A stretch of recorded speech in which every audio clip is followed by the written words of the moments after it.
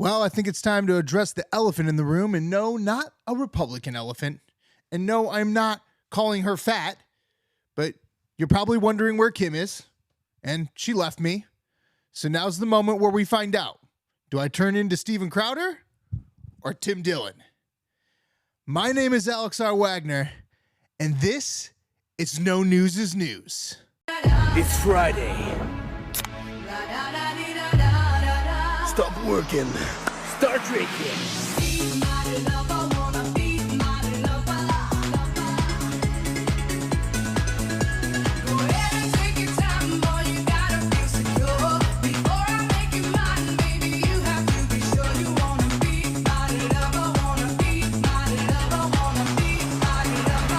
All right, you guys excited to once again do the news?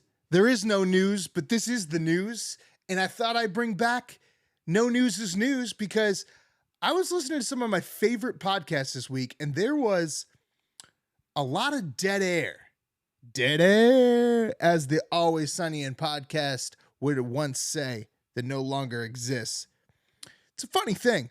I keep seeing all these new podcasts pop up, and I see all of these podcasts that have been running around for a while now, and it seems as though no one knows what to talk about. There's a lot of the Jewish tunnels, and both Ryan Long's The Boys cast as well as Theo Vaughn opened up their show with the same 2-year dated clip of Eric Adams, the mayor of New York, as they just ranted and raved about New York City and how funny that clip was from 2 years ago. It made me start thinking that, like, I have to do this again. Yes, the news did die on our last episode, that old format when we were talking and conversing and watching the cable news, because that was the last night that we ever saw one Don Lemon, and that was the last night we ever saw Tucker Carlson. And I felt like we had wrapped it up pretty nicely.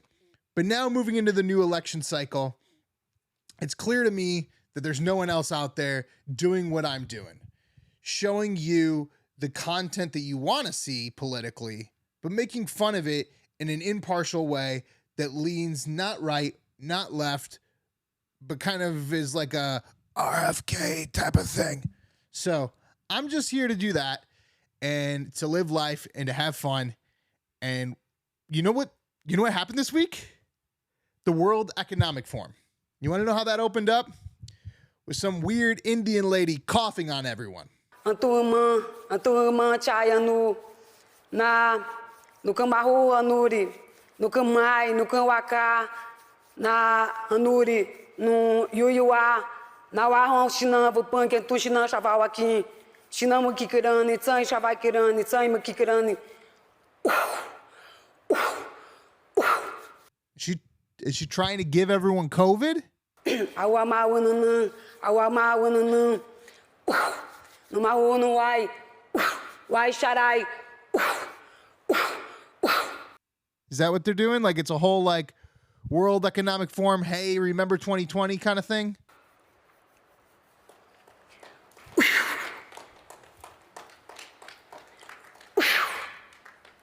Okay, she's literally trying to give everyone COVID. She's coughing in everyone's face separately.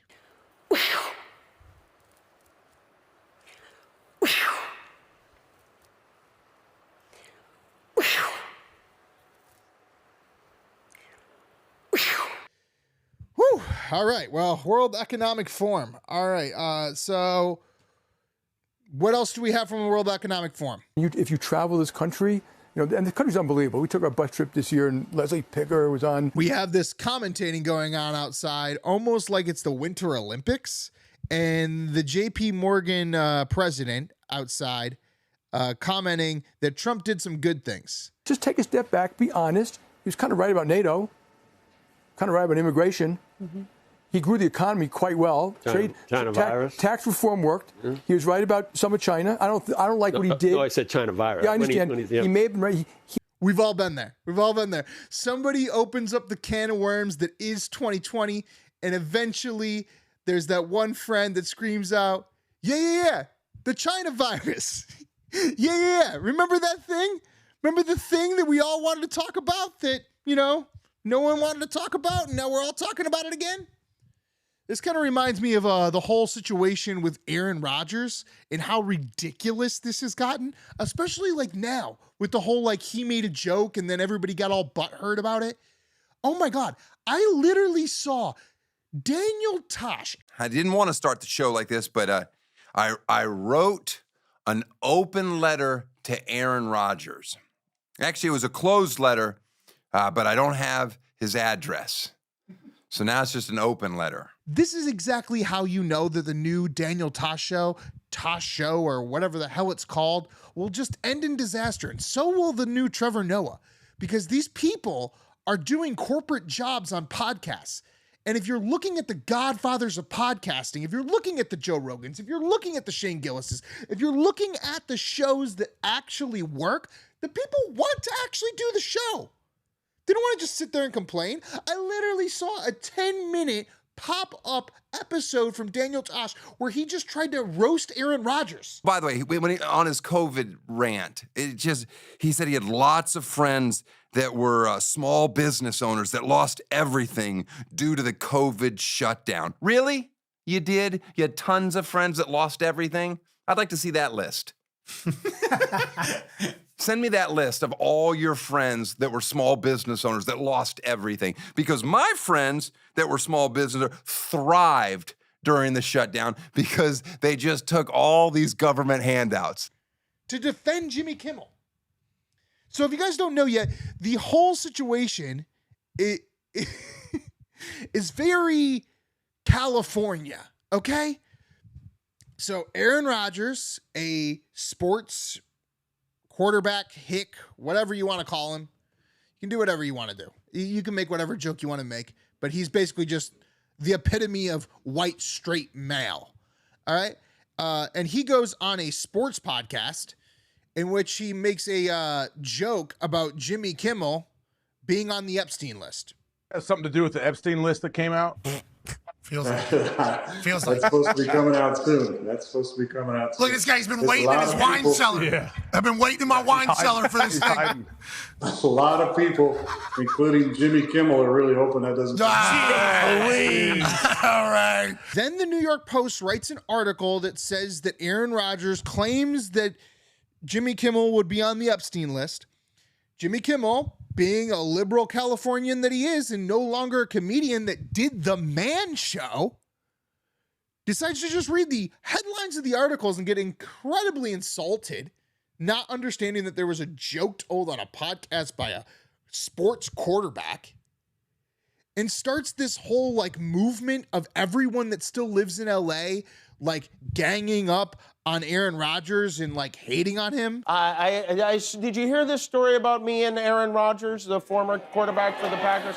All right, so what happened is he's a Jets quarterback now. He went on a show on ESPN, the Pat McAfee show, and out of the blue insinuated that I was nervous because the Jeffrey Epstein list was coming out. He said I was hoping it wouldn't and that he was going to pop a bottle of something to celebrate when he did. And then it did come out. And of course, my name wasn't on it and isn't on it and won't ever be on. I don't know Jeffrey Epstein. I've never met Jeffrey Epstein. I'm not on a list. I was not on a plane or an island or anything ever. And I suggested that if Aaron wanted to make false and very damaging statements like that we should do it in court so he could share his proof with like a judge. Because, you know, when you hear a guy who won a Super Bowl and did all the State Farm commercials say something like this, a lot of people believe it.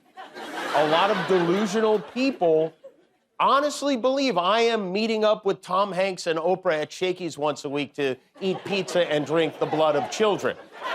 And I know this because I hear from these people often. My wife hears from them. My kids hear from them. My poor mailman hears from these people. It's pathetic what Hollywood is doing, and I cannot wait to be in Austin. Right now, I'm in Orlando, and I'll definitely eventually end up in Austin.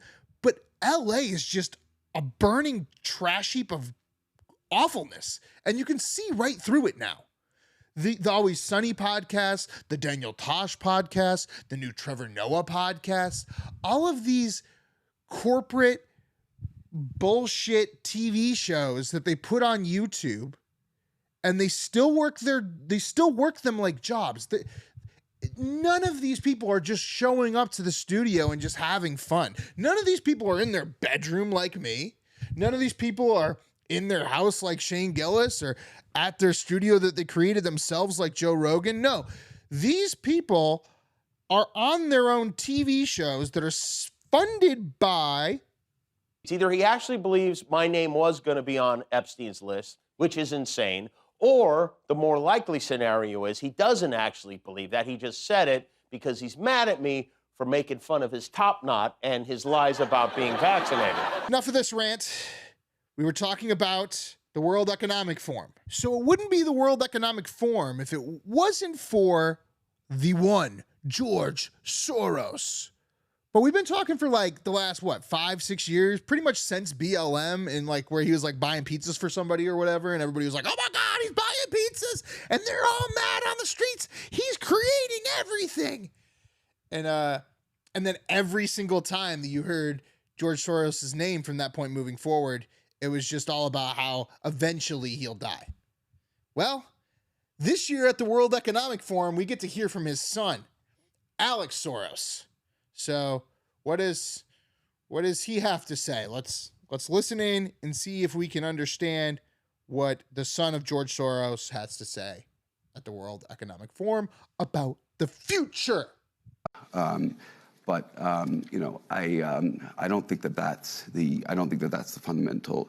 I don't think technology is the fundamental issue in democracy. Democracy is messy. I mean, democracy is about contestation of ideas. It's about plurality. It's about people having different truths, actually. Now, fundamentally, how society lives together civically in those contestations is obviously quite tricky. But I think that if we play too much on this disinformation card, we're taking the responsibility away from ourselves to actually create a narrative that inspires people to vote and to believe, in democracy and democratic institutions. And on the institutional part, I think that we can talk about institutions.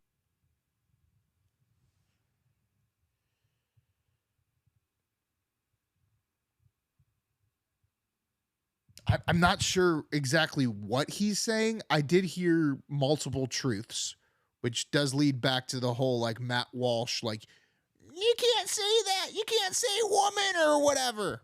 I don't know. But none of that made sense. None of that made sense.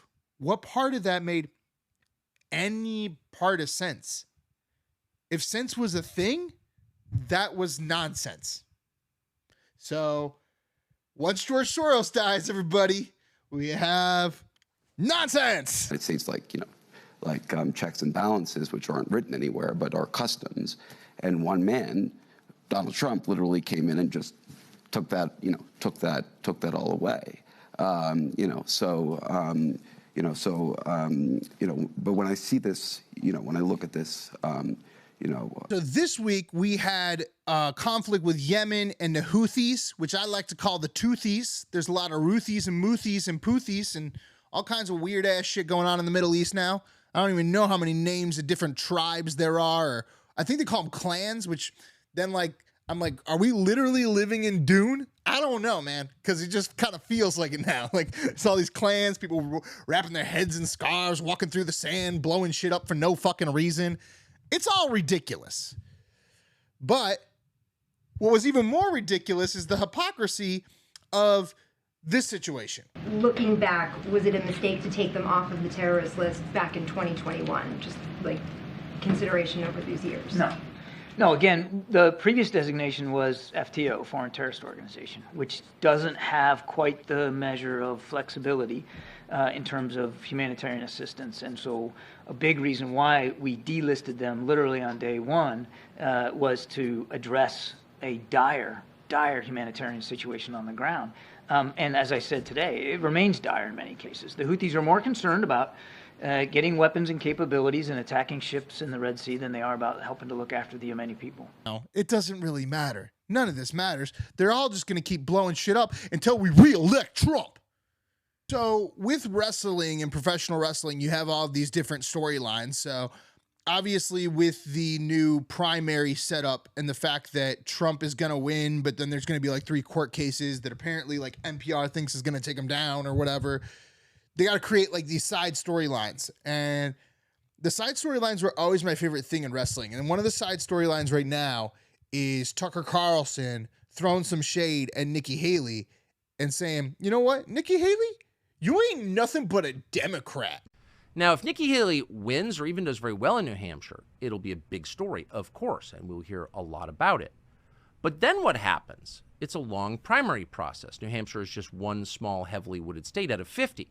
Will Republicans in other states back Nikki Haley too? Will she win a string of these? Well, they're not going to vote for her voluntarily. Haley can only become the Republican nominee if Republican primary voters have no one else to vote for. So the plan works like this. Ron DeSantis drops out after losing a few contests in a row. He simply runs out of money and has to head back to Florida. That could happen. And at that point, liberal donors swing as a block behind Nikki Haley, giving her bottomless resources. That's already happening right now. And then critically, Donald Trump goes to jail. And that could happen too, to be honest. And at that point, bam, Nikki Haley wins the Republican nomination by default. Now, it's not a foolproof plan. A lot could go wrong. But at this point, it's the only plan. It's all that Democrats have. Joe Biden is going to have a very hard time getting reelected, much less serving another term. It's impossible to imagine that. Yet the party cannot replace him because that would leave Kamala Harris, who is even more unpopular than he is. Because Harris is a member of the new master race, she cannot be booted off a presidential ticket. She must be shown maximum respect at all times, no matter what she says or does. And so that means the Democratic Party is stuck with 2 fatally unpopular candidates. It's their doing, of course, but it's a massive problem. They can't get out of it. So their only option at this point is to run a Republican who has the same views as Joe Biden and Kamala Harris.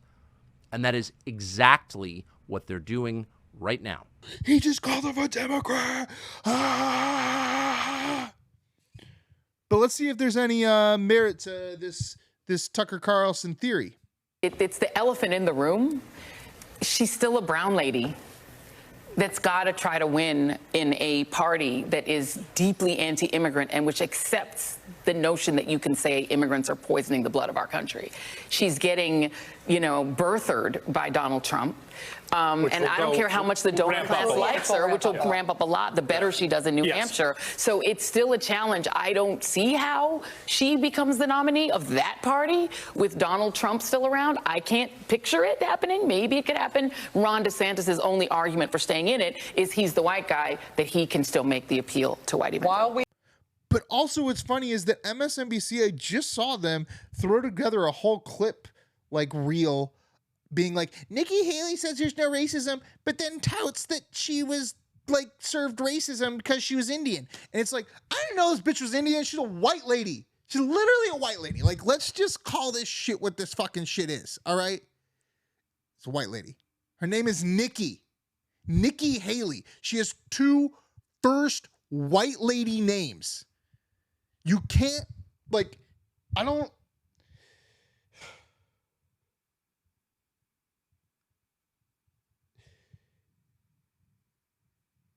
Sometimes when they create a storyline in wrestling, it doesn't really make any sense. And that's what's kind of going on right now, is that you have a Indian woman, and I don't know if she's like the Indian or like the Indian. Like, there, you can't. She's a white lady. Her name is Nikki Haley. You want to know a fun fact about Nikki Haley that I just found out? Her husband's name was Bill. And then she walked up to him when she was dating him and said, what was your name? I forgot your name. And he goes, Bill. She goes, yeah, but what's your full name? And he goes, William Michael, and then his last name. She's like, I don't call you Michael. Change the dude's name. He just accepted it. Just flat out, just walked over it.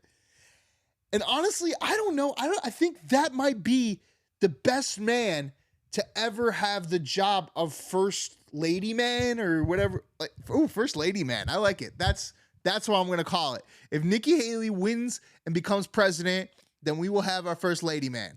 And our first lady man is the husband of Nikki Haley that literally got his name changed because she was just like, your name's not Bill, your name's Michael. Deal with it. And if you want to fact check that, that's in her book. So like go read Nikki Haley's book, which is ridiculous and littered with her being like a victim of racism and how it was so hard being an Indian girl. Even though she says that America's not racist and all that whatever stuff. That's the other thing too, though, is like, why write books? Like wrestlers don't write books, guys. Like wrestlers are like just contracted to the organization that they're in and they just play the role. Like you can sign autographs, you can like do all of that, but like there's no reason to put out a book because the books always mess everybody up. We're gonna look at a few of these speeches now because again, like it's basically just wrestling, guys. And let's start first with Nikki Haley and her speech after she lost Iowa and came in third place. At one point in this campaign, there were 14 of us running. I was at 2% in the polls. But tonight, Iowa did what Iowa always does so well. The pundits will analyze the results from every angle. So Iowa did what it did best, and you ended up in third place. This is so weird, but this is what women do. They just like change the entire narrative of history and just act like it's not happening. Like you got in third place, lady. You're done. You're out.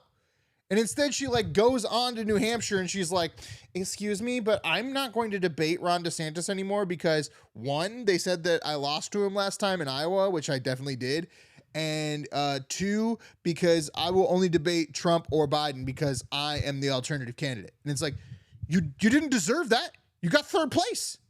What about third place in Iowa makes you think that you should be doing anything? Oh, that's right. You're funded by the Koch brothers. So it's like a George Bush thing. Like you're blissfully ignorant till the very end, right? Let's check out the guy that got in second place, though. Mr. Ron DeSantis, the governor of the state that I'm in, Florida. They threw everything but the kitchen sink at us.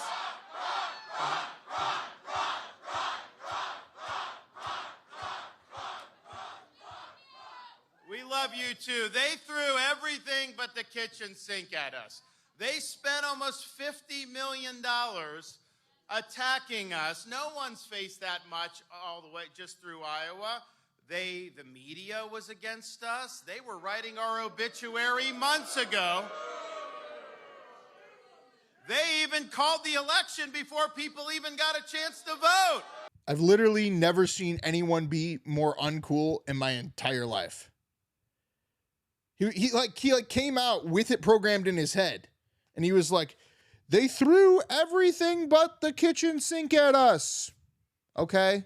So they didn't throw the kitchen sink at you. So they didn't do everything they could to stop you. They almost did, I guess. But then also, they were cheering over him saying his line.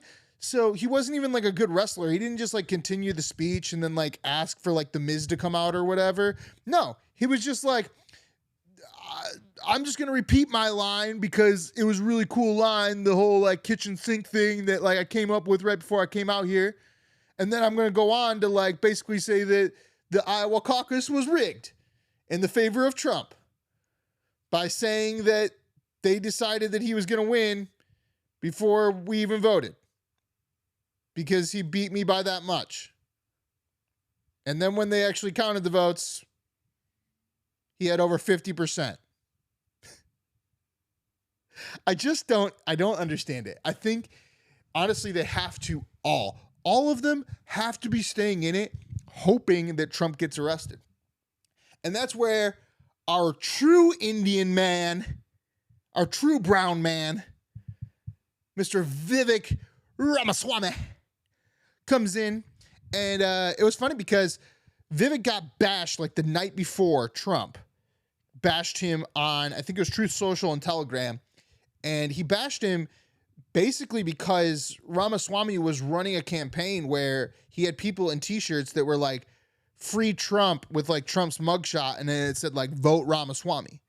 So like that triggered Trump being like, oh my God, man, you like stealing my votes. Like I get the votes for like when people arrest me or whatever. Like when they buy t-shirts with my face on them, they better vote for me and not some Indian kid.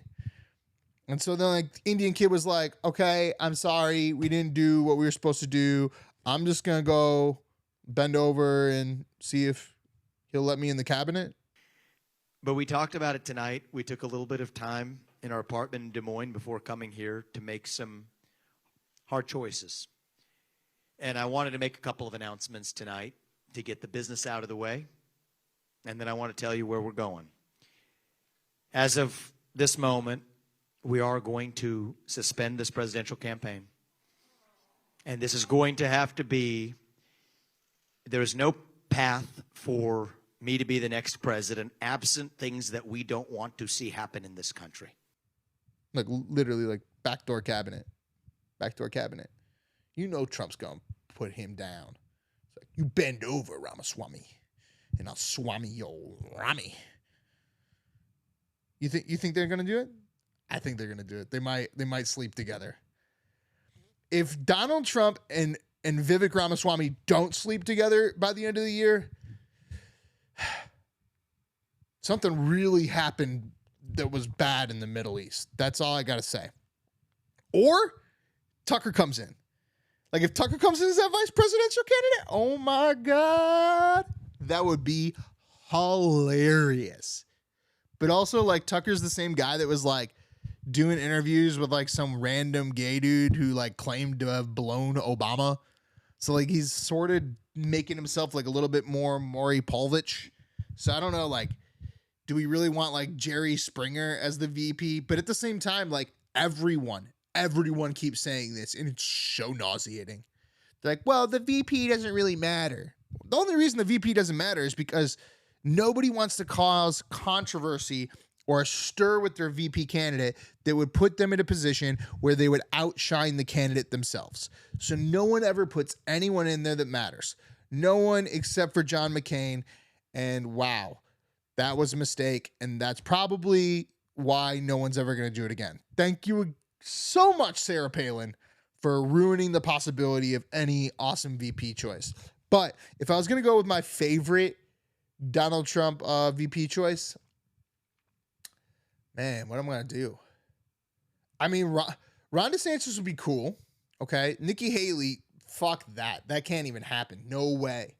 They got that like beefy lady from Staten Island, and she's like over here getting like censured for like January 6th or whatever. So maybe that like lady will like go with Trump. That would be awesome because like it's a lady, but it's not a lady that like Trump would bang. And she's kind of like mean and aggressive like Trump. So it'd be pretty cool. I don't know. Kanye be a good VP. Come on, make it happen, man. Or Elon. Can you be VP if you're not a natural born citizen? I think you can. You just can't be president, right? No, because you have to be able to become president. So you have to have the same qualifications as president. So you got to be like 35. You got to be a motherfucking United States citizen. And you got to like kick some ass and take some names, right? All right, now that we looked at all the losers from the night in Iowa, let's check out the actual victory speech. We want to thank the great people of Iowa. Thank you. We love you all. What a turnout, what a crowd. And I really think this is time now for everybody, our country, to come together. We want to come together, whether it's Republican or Democrat or liberal or conservative. It would be so nice if we could come together and straighten out the world and straighten out the problems and straighten out all of the death and destruction that we're witnessing. That's practically never been like this. It's just so important. And I want to make that a very big part of our message. We're going to come together. Trump wants us to come. He wants us to come together. Dude was saying it with way too much space. He definitely wants to turn it into a meme. Because you all know the meme. I mean, I'll play you the meme. Do not come. Do not come. I'm going to come. All right, now that we know that Trump is going to win Iowa and that they're going to have to arrest him in the next 2 to 3 months so that we can stop this whole thing and say, like, oh, sorry, like, the Associated Press said on Wednesday that, like, Trump's disqualified, the end. Let's check out the actual president and let's see what he's been saying this week. I want to mention Congress, Deborah Ross. Where's Deborah? I just had my picture taken with her. That's probably why she left. No, all kidding aside. Anyway, she couldn't be here, actually. That's not true. I got it mixed up. And she has, she fights very hard for the people of this district, and she's up in Washington right now. So he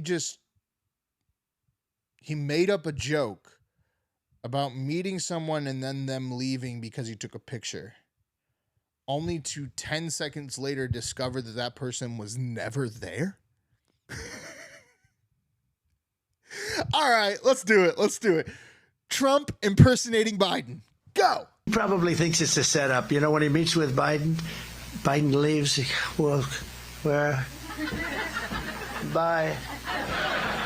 And he leaves. You know, when I do that, it's very dangerous for me because they're so dishonest. Like sometimes I'll walk back, I'll imitate Biden, and I'll walk like into that wall of sorts. And they'll show me on television, they'll say, see, Trump couldn't find the exit to the stage. I do an imitation of it. I say, thank you. Thank you very much. And you ever notice the way he points? He goes, but that usually means he wants to go that way. And then I'll turn around.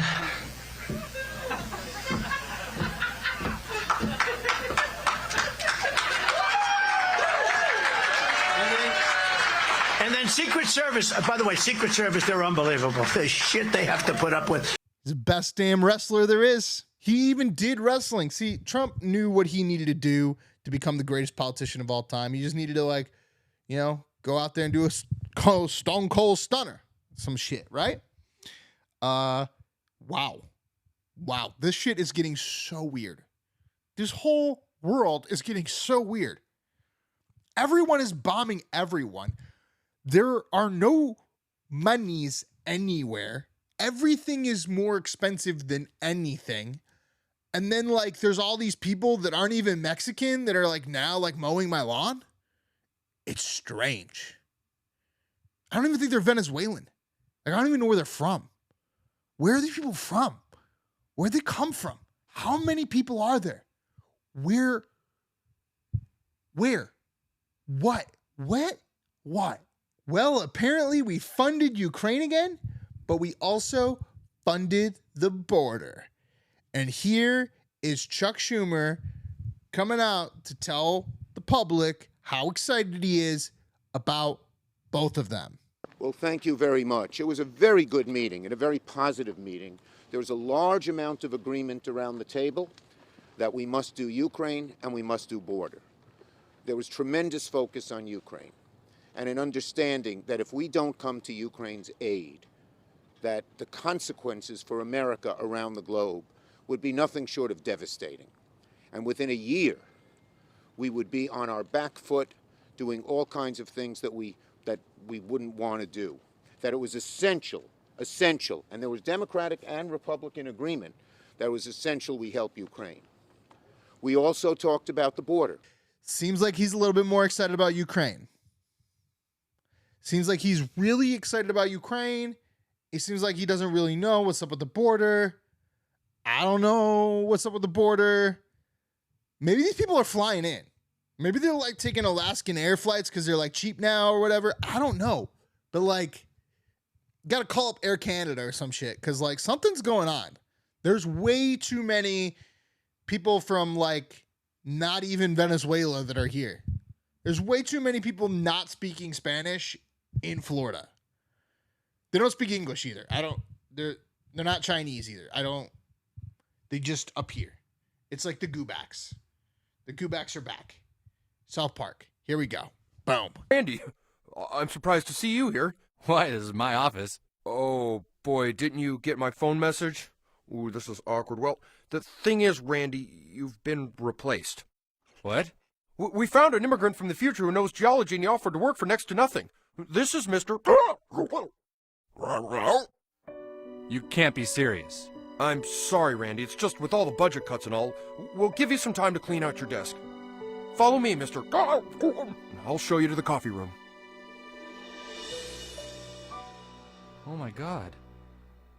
They took my job! They took your job! So now that we know that we really care about the border as Democrats, let's check in with AOC as she explains why we're going to stop all this illegal migration, right? Virtually every single member of this committee is here today as a result of and thanks to more open U.S. immigration policies. And the idea of slamming the door when we desperately need these migrants, when we desperately need it, and what we need is an orderly process. It's not that we don't need or want folks to come. It's that we actually have to make it easier for these individuals to participate in our economy, get a job, support themselves, and live the American dream. And what this conversation is about defending the American dream. We cannot allow that to change. So we're not going to stop any of the illegal. Okay. All right, cool. But I mean, she's in New York.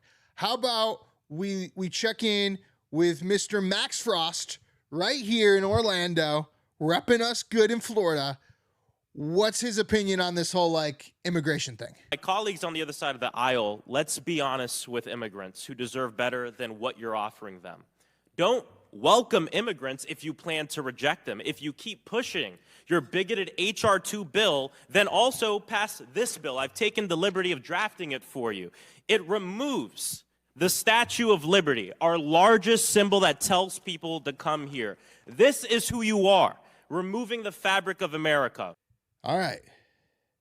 So we're going to open up the border, but we're also going to fund the border, but we're going to more money to Ukraine, but then we're going to also take away the Statue of Liberty. Why don't we sell the Statue of Liberty to the Saudis to pay for Ukraine, and then Ukraine can then pay for our border? I don't know, just thought, Democrats, that's what you want. I don't care if we get rid of the Statue of Liberty. I think the Statue of Liberty is a little audacious, to be honest. I think it's a little ridiculous, okay? Why does New York get the cool statue, all right? Maybe we should move fucking Statue of Liberty down to D.C. where it belongs, near all the other awesome stuff. Or is it that, because it was French or something? Is it because of, America? Is it because the immigrants. It's because they all migrated there, and that was what they saw. They saw the liberty and the Statue of the Liberty. What if they all, took ships and, sailed into D.C.? What then? What would we do to that, huh? We should try that. We should try an Ellis Island in D.C. And then they, walk off, and the first thing they see is, Thomas Jefferson. They're like, so who's that guy? And they ask ChatGPT, and they're like, oh, man, oh, okay, he did some stuff. And then they look over here, and they're like, who's that guy? And they're like, oh, that's Martin Luther King. And then they ask ChatGPT, and they're like, oh, he beat his wife. And then they go over here, and then they're like, Abraham Lincoln. Oh, I heard about this guy. And then they're like, oh, ChatGPT says he's a Republican. Must be bad. It seems like there's nothing in D.C. that would ever be good enough to compare to the Statue of Liberty. That's what I'm saying. All right. Hi. Immigration, world economic coughing, primaries and Trump daddy taking it all in. They're definitely going to arrest that motherfucker. They're definitely going to arrest him. They keep talking about it every day. They're like, there are 7 pending lawsuits. And it's just going to be I'm telling you, it's just going to be the Associated Press just being like, oh, sorry. You know how we announced on Saturday that Biden won and everybody was like, it's the Associated Press. You can't dismiss it. They're going to do the same shit with this. They're going to be like, sorry, it looks like he's disqualified. And he's disqualified. And then he's going to go up there and he's going to be like, I am Nelson Mandela. And then MSNBC is going to be like, you're not black. Also, Nelson Mandela was evil and dye my hair blue. Blah. All right. Now to sports. And in sports, we got our new middleweight champion who I love because he was on Theo Vaughn and he was explaining how he just wants to be funny, and he's just like poking fun at shit, and he's just like trying to be controversial at like all times talking and stuff. He made some defamatory comments on women. I think he was like, I fucking beat women, or women should stay in the kitchen, or some shit like that. And then they like let him still have his title. Yeah, because he's literally a fighter. Can you imagine if like in like the Roman Colosseum they were like, you just killed 18 lions, but Dave over here said that you like said some mean things about his sister, so you lose. It's like, no, that's not how it works. Like, if you fight that shit off, you a man, you a man. He's the man. So let's check in with the man. I'm glad to hear it. It's been great. Are you Canadian? Of course I am. Are you part of the fucking opposition? Are you? I don't know how to phrase that. I mean, you got like fucking. Yeah. Well, I did want to ask you. Did you vote for Trudeau? You know, I'm not going to say. And let me tell you something right now. If a man says he's not going to say, like, if you ask a motherfucker, did you vote for Biden? He's like, well, I'm not going to say. That's none of your business. He voted for fucking Biden. Sean, so, hey. Sean, I'm glad you've had great experiences. So this is what I'm talking about, you guys. The enemy of Canada. Sure. All right. That's what it's got to be. It's got to be. We've got a pretty supportive gay and lesbian community in this city. I did want to ask you about something you wrote a couple of years ago. You said, if I had a gay son, I would think I'd... Oh, look, another I'm saying to you, the swamp, you guys, the swamp. You become a champion, you become a star, and some would say... Let me ask you something. Are you gay? I had the chance to come back with a more diverse... Are you gay? Could I get an answer? Well, I'm asking, this is a part of, are you a gay man? I'm an ally of the community. Okay. If you had a son and he was like, you had a son, he was gay, you'd be like, oh man, you don't want a grandkid? No problem with it. Oh man, well, dude, you're a weak fucking man, dude. You're part of the fucking problem. You elected Justin Trudeau. Like, when he sees the bank accounts, like, you're just fucking pathetic. And the fact that you have no fucking backbone, and has he shut down your fucking country and seized bank accounts? You ask me some stupid shit like that? Go fuck yourself. Move the fuck on, man. All right. Well, the man does not like gay Canadian guys. That's what we found out there. But in other news, if you're not into the fighting, if you're not into the whole like, oh man, we're all like up Joe Rogan's butt, like fighting's the greatest thing ever, like, oh man, I got to go to my first UFC event, so like now all of a sudden I'm like really into this thing for like no goddamn reason, and you're an American who loves football, you're probably wondering, like, Patriots, why would they ever get rid of Bill Belichick? Well, to be woke. That's why. To be woke.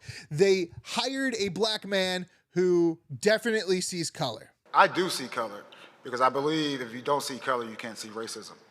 And whatever happens, black, white, disabled person, I've always, even someone with disabilities, I always, for the most part, people are like, when they're young, they kind of make the spot hot. Younger people know what that means. But what I would say is, like, no, I want you to be able to go up to those people and really understand those people. So it goes back to whatever it is, black, white, yellow, it really doesn't matter, but it does matter, so we can try to fix the problem. Yep, so the anti-Martin Luther King, this black racist dude, is going to now run Boston. I swear. Like, they don't understand, like, television life and then real life. I cannot wait for next season. The amount of actual tomatoes that are going to be thrown at this black man if he loses even half the games in the season for the Patriots are going to be audacious. Unless, like, Boston somehow became so wokeified that they now actually support this weird shit. But Boston's a weird city anyway. That's where, like, everybody was getting molested, and then they did that movie about it, and then it, like, won an Oscar for, like, Best Picture.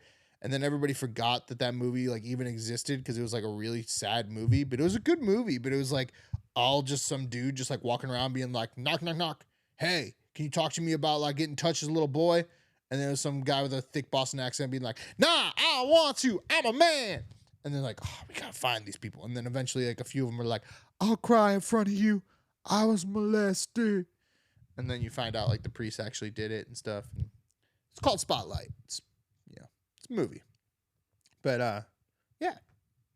This has been No News is News. This is the show. This is the show. We're back. We're back probably forever. I didn't even use the soundboard, but we got these things like, you could lose $100,000 a day. You could lose $100,000 a day. Or how about this one? The radical left. Will you shut up, man? Yeah. True international effort to Yeah. I haven't been happy for a while. Yeah. Oh, got the yays? How about the yays? You can't say out loud that this person ever did anything good. Yeah. I gotta bring that shit back, but I gotta put those headphones on, and I look kind of dumb with the headphones on. But I gotta put the headphones back on so I can do that way. But this was fun. I'm excited. This was fun. Wow. Like less than an hour that I was recording. So I'll be doing this every Friday night for y'all, putting it up over the weekend, running the clips throughout the clips. If you love me as much as I love me, you should help me out. Help me be an artist, help my team, help the people that I work with, get stipends, get paid, get food on set, get the productions moving and rolling. And you can help in many different ways that directly sponsor me and this content that we make over here at Envious. You can head over to our Patreon at patreon.com/envypictures. You can also subscribe on Instagram at envypictures or on YouTube at ENV. And by doing those little microtransactions, I think it's like $3 a month for any of those three things. You just help us out, and you get the little badges, and you get some awesome, cool stuff. And as we develop and grow with those subscriber bases, we'll add more content for all those awesome individuals that happen to be on the Envious Club. And yeah, so please do that. And pretty soon I'm going to be putting up all of my movies on Patreon with the scripts and some behind the scenes and stuff like that. So look forward to that. Check that out. And if you're a dildo that just like hates paying for anything or hates helping people out, or you can't afford it, you can always watch my movies on Tubi and on Plex and on YouTube. And just fucking keep watching those ads for like Vicodin or whatever and helping me out. So yeah, I'm Alex R. Wagner. This is No News is News. I will see you next week when the Middle East is probably no longer a thing. Goodbye.